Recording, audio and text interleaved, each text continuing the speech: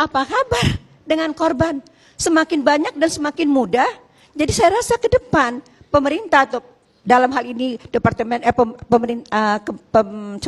Pemberdayaan Perempuan harus punya badan-badan restorasi di seluruh daerah, BKKBN semua, kita semua harus bergerak. Kita menghadapi bencana kerusakan otak ya pada bahagian yang membedakan manusia dengan binatang. A'udzu billahi minasy syaithanir rajim. Laqad ja'akum rasulun min anfusikum azizun 'alaihi ma 'anittum harisun 'alaikum bil mu'minina raufur rahim. Karena temuan saya dari Desember ke Mei 2018, di 15 kota di mana saya meminta audiens seminar saya untuk mengisi kuesioner, umur berapa ibu-ibu dan bapak memberikan handphone ke tangan anak. Itu rata-rata usia 2-6 tahun. Persentase paling besar. Kenapa? Biar anteng. Nio sambil kita ngaca sama informasi ini. Biar anteng. Kemudian untuk apa lagi? Untuk supaya dia bisa belajar, lihat galeri dan main games. Pertengahan tahun lalu, WHO telah mengeluarkan statement bahwa kecanduan games gangguan mental. Tidak ada games yang tidak mengandung pornografi walaupun untuk anak-anak. Tidak bisa saya sebutkan di sini. Tapi kita tahu semua. Start games diputar anak itu gambar apa yang pertama sekali masuk ke otak anak dan cucu kita. Ya, nah, apa yang terjadi Bapak Ibu, izinkan saya berbagi hal yang amat sangat penting buat kita dan bangsa kita. Saya dan teman-teman melakukan penelitian ilmiah terhadap anak-anak berusia 12 sampai 16 tahun, ya, SD sampai SMA menggunakan EEG dan functional MRI, ya, dan serangkaian tes kognisi untuk psikologi dan tes parentingnya, lalu ASI, Adolescent Sexual Activity Index. Jadi saya mau melihat bagaimana kerusakan atau gangguan fungsi otak pada anak remaja berusia 12 sampai 16 tahun berdampak terhadap perilaku seksualnya, seperti yang udah berkali-kali kita bahas di sini juga. Terbukti tidak dengan penelitian ilmiah. Ternyata Bapak Ibu, hasil penelitian ini menunjukkan bahwa dopamin yang keluar oleh karena seorang anak melihat pornografi tadi pada usia pelaku ini berusia 12 atau 14 tahun, 16 tahun, itu membuat dopamin mengalir ke depan. Otak depan ini Pak Karni berada pada gelombang delta yang membuat anak ini impulsif. Maunya apa? Sekarang juga. Kemudian sebagian berada pada gelombang gamma, kalau dia maunya sekarang, ya, lagi, dan lagi. Lalu otaknya itu mengalami desensitisasi untuk melihat suatu gambar tertentu, ya, meningkat ke yang lain, meningkat seterusnya. Apa yang terjadi? Mereka acting out. Mereka melakukannya. Kenapa mereka melakukannya?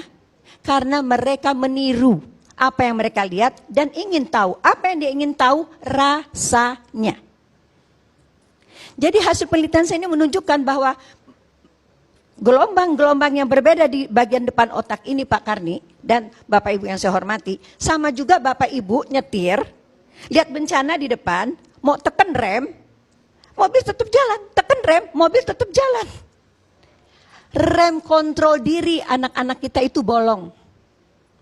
Lalu yang berikutnya adalah fungsi memori, daya ingat, ya. Tadi kontrol diri dan penyusutan Pak Karni pada otak depan 4,4%. Mau bagaimana bangsa ini? 4,4% menyusut otak depan yang membedakan kita dengan binatang.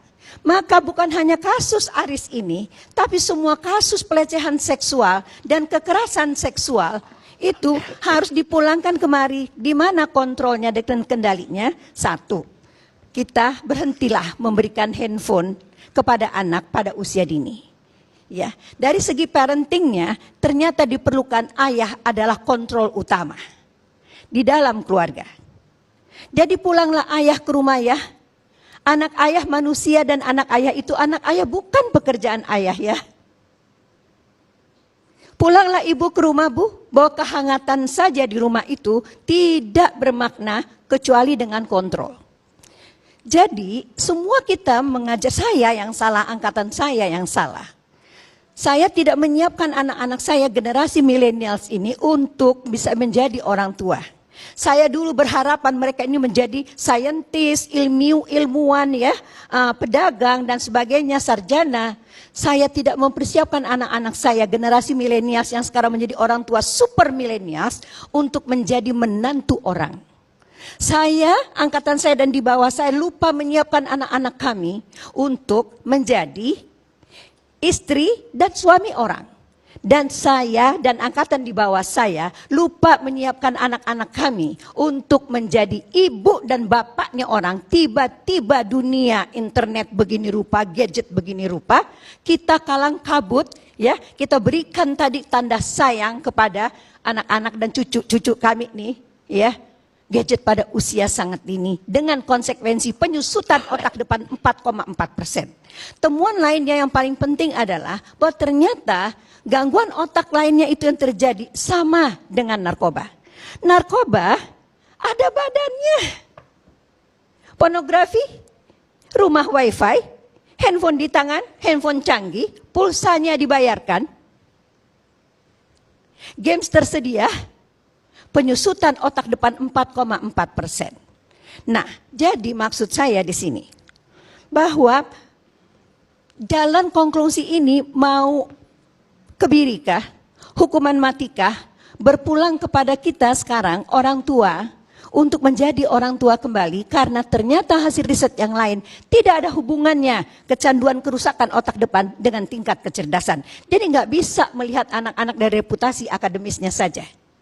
Ya, lalu kalau misalnya yang kita perhatikan hanyalah pelaku saja, pelaku ini semakin mudah Pak. Mereka udah bukan pelaku, mereka produsen video porno oleh anak-anak SD. Hubungan sejenis luar biasa, belasan ribu, panik Jawa Timur. Iya kan Pak? Di mana-mana kelompok ini banyak sekali. Jadi saya menghimbau ke depan, tadi saya sudah bicara dengan sahabat saya, Bapak Dr. Fidiansyah dan Bapak Deputi Perlindungan Anak Kementerian Pemberdayaan Perempuan. Tadi apa yang disampaikan oleh Dr. Fidi, ini masalahnya baru restorasi terhadap pelaku. Apa kabar dengan korban? Semakin banyak dan semakin mudah.